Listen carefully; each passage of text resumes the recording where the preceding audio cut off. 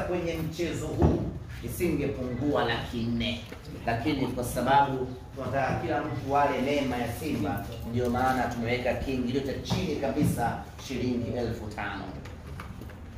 Ndugu zangu, ni wana Simba, mchezo huu kwetu ni mchezo wa maana kweli kweli, kwetu ni mchezo muhimu kweli kweli, kwetu ni mchezo wenye thamani kubwa kweli kweli, ni mchezo ambao unakwenda kuandika historia nyingine ya kupendeza ndani ya klabu yetu ya Simba Sports Club.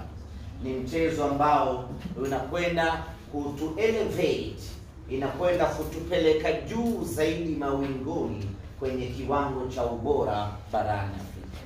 Tunakuwa ni katika miongoni mwa timu chache Afrika ambazo zina uhakika wa kufuzu back to back na kwenda hatua ya makundi. Afrika hii timu zenye uhakika wa kucheza back to back hatua ya makundi kwa kipindi cha miaka 7 mtawalia ni timu 2 pekee, ni Al Ahly pamoja na Mamelodi Sundowns.